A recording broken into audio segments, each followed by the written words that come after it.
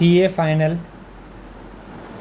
Direct tax, IFOS, chapter 5, illustration कितना है ये 5, इलास्ट्रेशन भी 5 है। तो देखो इसमें बोला क्या असल में, ठीक है। अब हम लोग क्वेश्चन देख रहे हैं। Mister Hari a property dealer sold a building. Hari क्या बोला, एक प्रॉपर्टी डीलर था, वो बिल्डिंग बेचा, मतलब वो क्या था, एक स्टॉक इन ट्रेड। इसका प्रॉपर्टी क्या होगा, स्टॉक इन ट्रेड होगा, क्योंकि ये प्रॉपर्टी डीलर है। In the course of his business to his friend, वो अपना फ्रेंड को ही बेचा, ठीक है, राजेश को, जो एक डीलर था in automobile spare parts, 90 lakh में 1,424 को, सोल्ड फॉर 90 लैक्स, ठीक है। तुम्हारा when the stamp duty value was 1.5 lakh, stamp duty value कितना था, 150 लाख, मतलब तुम्हारा 1.5 crore. The agreement was however entitle, इतना में हुआ entitle when the stamp duty value was 140।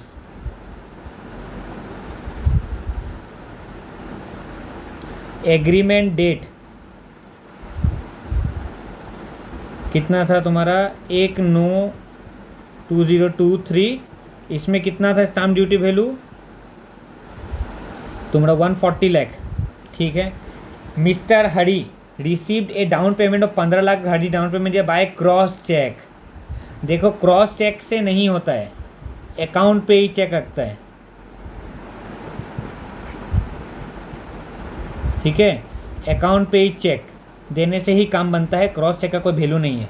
From mister Rajesh on the date of agreement, ठीक है।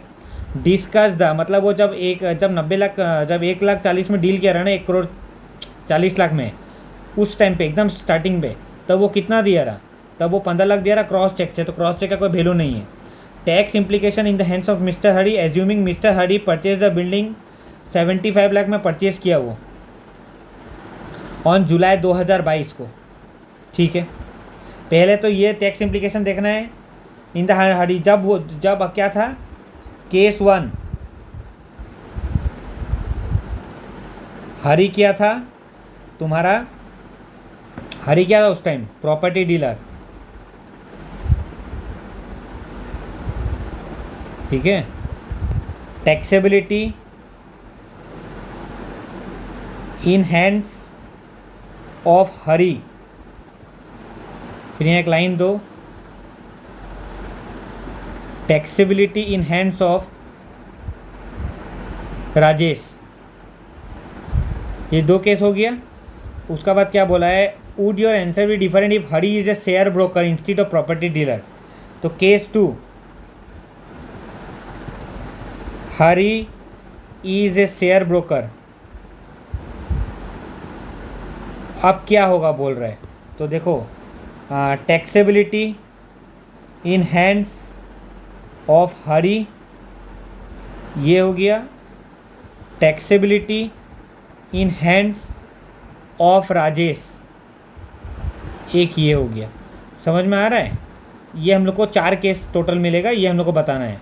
तो देखो अभी हरी का हाथ में क्या होगा, जब वो तुम्हारा क्या था, प्रॉपर्टी डीलर था, तो उसका लिए वो एक कैपिटल एसेट्स नहीं होगा, वो उसका लिए क्या होगा, स्टॉक इन ट्रेड। इतना तो आप लोग को पता है, ठीक है। अगर यदि वो स्टॉक इन ट्रेड अपना बेचता है, less than consideration, less than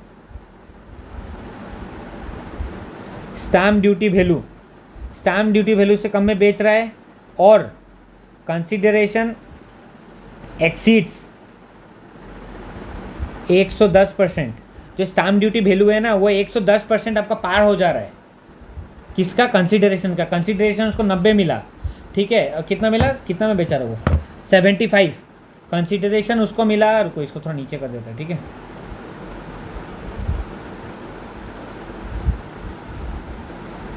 यहाँ ठीक है, कंसिडरेशन उसको मिला 75 लैक्स, ये दिया ना। तो वो बोल रहा है उससे 110% ऊपर से, तो इसका ऊपर क्या इम्प्लीकेट हो जाएगा, सेक्शन 43 CA लग जाएगा इसका ऊपर, ठीक है। तो क्या बोला है, under section the option to adopt stamp duty value on the date of agreement can be exercise.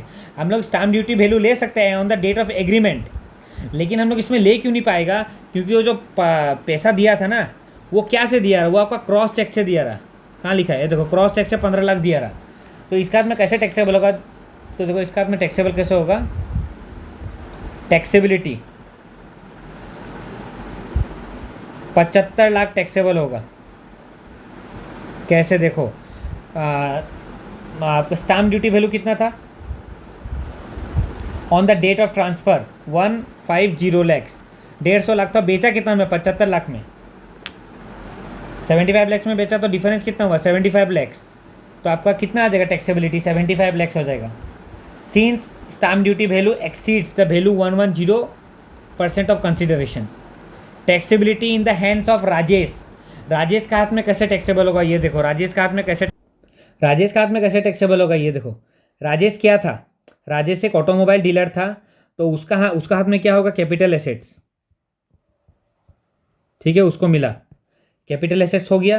तो ये कौन सा प्रोविजन का अंदर टैक्सेबल होगा, 56(2)(10), ये इसका राजेश का ऊपर अट्रैक्ट हो जाएगा, ठीक है। उसका आगे देखो, क्योंकि कंसिडरेशन इनएडिक्वेट था, ठीक है। तो हम लोग को दो चीज देखना पड़ता है, एक तो स्टाम्प ड्यूटी वैल्यू और 50,000, 110% ऑफ स्टाम्प ड्यूटी वैल्यू और 50,000, ये तो 90 लाख लिखना, एंड 50,000 बीइंग द हायर,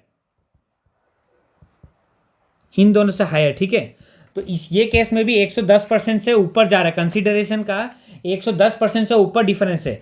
मान लो कंसिडरेशन है 90 लाख, ठीक है, स्टाम्प ड्यूटी वैल्यू कितना होता 98 लाख, तब केस अलग होता। लेकिन स्टाम्प ड्यूटी वैल्यू कितना है यहाँ में 140, 150, तो इसका डिफरेंस अलग होगा, क्योंकि हम लोग 140 आपका स्टाम्प ड्यूटी वैल्यू हम लोग 140 ले लेता, लेकिन हम लोग अभी लेना पड़ेगा कितना 150 लाख, ओनली बिकॉज वो क्रॉस चेक से पे किया है, पेमेंट किया, ठीक है। जो 15 लाख दिया है ना, वो क्रॉस चेक से दिया है, इसलिए हम लोग को 150 लेना पड़ेगा। तो इसका हाथ में कितना टैक्सेबल होगा, तुम्हारा 150 लाख स्टाम्प वैल्यू था और वो 90 लाख में किना 90 लाख, तो कितना आ गया ये तुम्हारा 60 lakh taxable in the hands of Rajesh. Rajesh का हाथ में कितना टैक्सेबल होगा 60 लाख रुपया।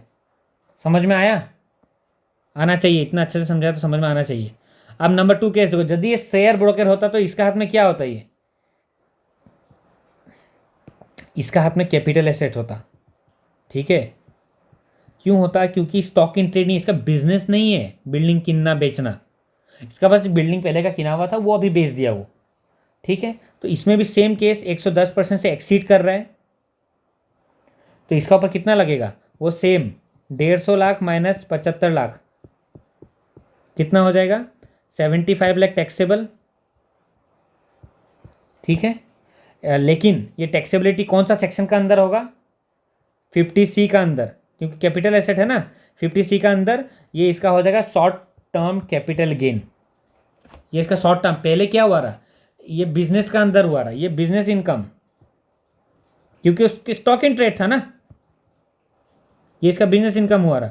लेकिन ये क्या हो जाएगा, क्योंकि ये बिजनेस नहीं है इसका, ये शॉर्ट टर्म कैपिटल गेन हो जाएगा। और राजेश का जो टैक्सेबिलिटी है ना, taxability of Rajesh same as above, इसका हाथ में तो सेम होगा, 75-60 लाख ही टैक्सेबल होगा, 150 लाख माइनस 90 लाख, यहाँ पे हम लोग 140 लेता अगर अकाउंट पे ही चेक से रहता,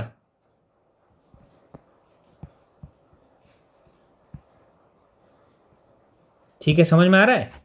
लेकिन यहाँ पे अकाउंट पे ही चेक से नहीं है, तो इसका हाथ में सेम टैक्सेबिलिटी होगा 60 लाख का ही। तो आई होप आपको दो समझ में आ गया होगा दोनों का दोनों।